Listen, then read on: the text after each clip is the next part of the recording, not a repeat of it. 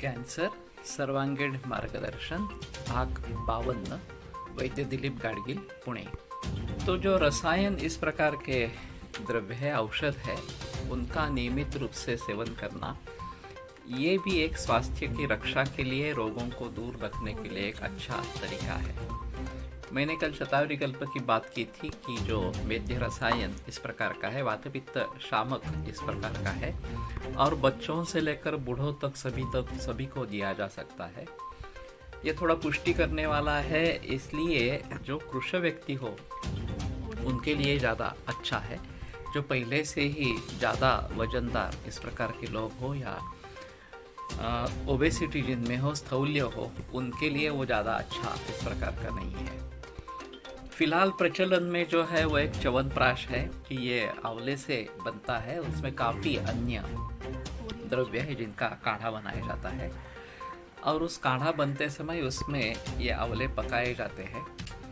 फिर उनको बाहर निकाल कर घी और तेल में भूनते हैं या सिर्फ घी में भूनते हैं और वो जो काढ़ा रह जाता है वो छान कर लेने के बाद उसमें शर्करा शुगर डाल के उसका पाक बनाते हैं और फिर ये दोनों इकट्ठा करके उसमें कुछ प्रक्षेप द्रव्य डालते हैं जो सुगंधी इस प्रकार के है।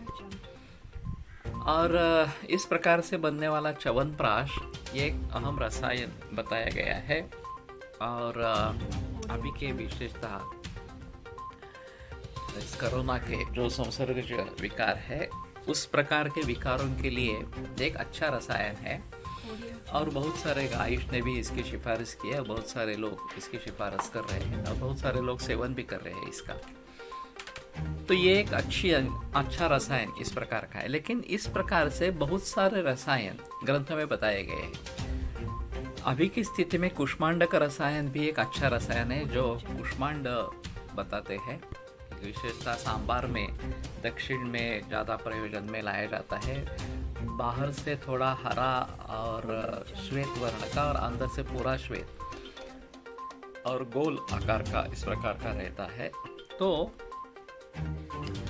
ये एक अच्छा है और इसमें पानी बहुत ज़्यादा इस प्रकार का रहता है। उसका इसी तरीके से कुष्मांड रसायन बनाते हैं। उसका रस निकाल के उसमें चाशनी डाल के फिर उसका पाक बनाते हैं और वो कुष्मांड जो है वो घी में भून लेते हैं और फिर उसका इस प्रकार का कुष्मांड रसायन कुष्मांड आंवले इस प्रकार का बनता है।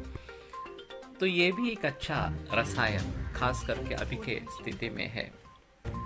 तो उस तरीके से हम ग्रंथों में से कई रसायन ढूंढ सकते हैं।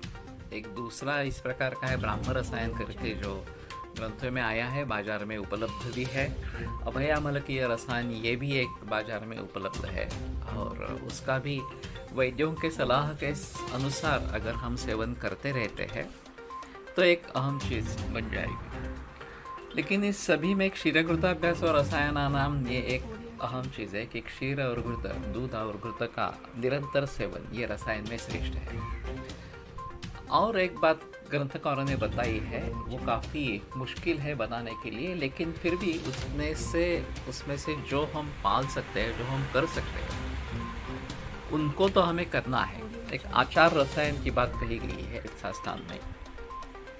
सत्यवादिनम अक्रोधम निवृत्तम मध्यमैथुना इस प्रकार की शुरुआत है कि जो सच बोलने वाला इस प्रकार का अक्रोध, जिसका क्रोध शांत हो गया हो, क्रोध जिसमें नहीं है, निवृत्तम मध्य मैथुन, मध्य और मैथुन से जो विरत हो गया, निवृत्त इस प्रकार कहा गया हो, उसमें आगे काफ़ी है। नित्यं क्षीर घृताशीनम, हर नियमित रूप से जो घृत और क्षीर के साथ भोजन करता हो इस प्रकार से। समुजागरण स्वप्नम, कि जिसकी निद्रा और जिसका दिन में जागना उचित इस प्रकार का है। तो इस प्रकार का अगर आदमी करता है तो नरम नित्य रसायन, तो उसको समझना है कि वो नित्य रसायन कर रहा है इस प्रकार से। तो ये काफ़ी दिलचस्प बात है और उसमें से जो भाव हम कर सकते हैं उसके लिए तो हमें प्रयास करनी चाहिए।